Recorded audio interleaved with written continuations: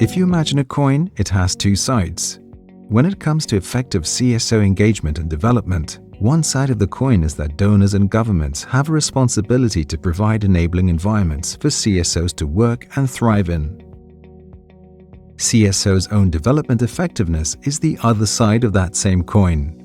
CSOs have a responsibility to be effective at what they do and to be accountable and transparent in the process.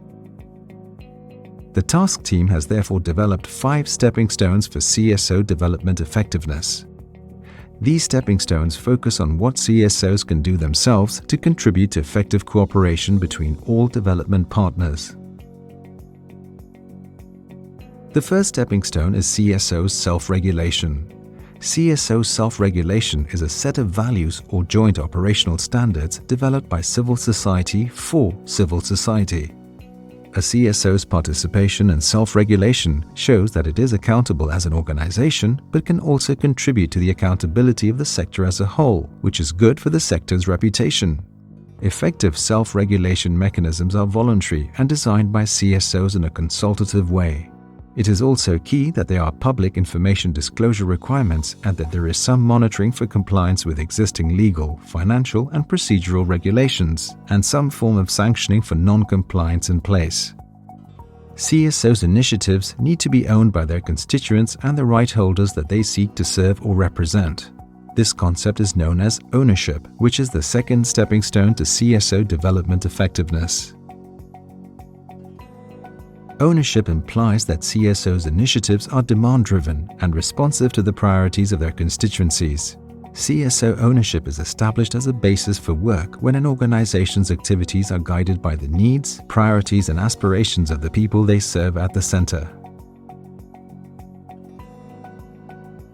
The third stepping stone for CSO effectiveness is monitoring and evaluation of results. This is critical because CSOs need to be able to demonstrate that their initiatives are leading to the changes sought.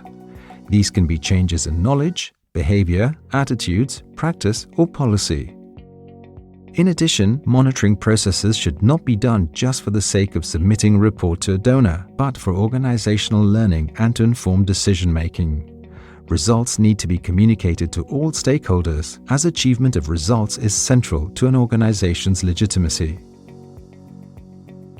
Stepping stone number 4 is CSO transparency and accountability. CSOs need to be clear on the multiple accountability relationships they face. It is important to invest in each and every one of them, which may require different methods.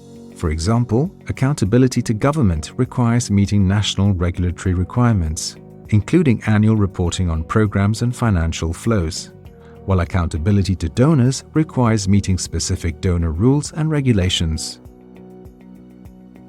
The final stepping stone to CSO development effectiveness is coordination and information sharing. CSOs are called upon to share information and coordinate among themselves and with government. Coordination is important to CSOs' effectiveness as development actors because it helps to avoid duplication or gaps. It can increase impact by pooling expertise and resources based on comparative advantages and building on each other's strengths. You've made it through the 5 stepping stones. If these practices are pursued, CSOs assure themselves, their peers, their constituents, their donors and governments that they're effective, legitimate, and accountable development actors.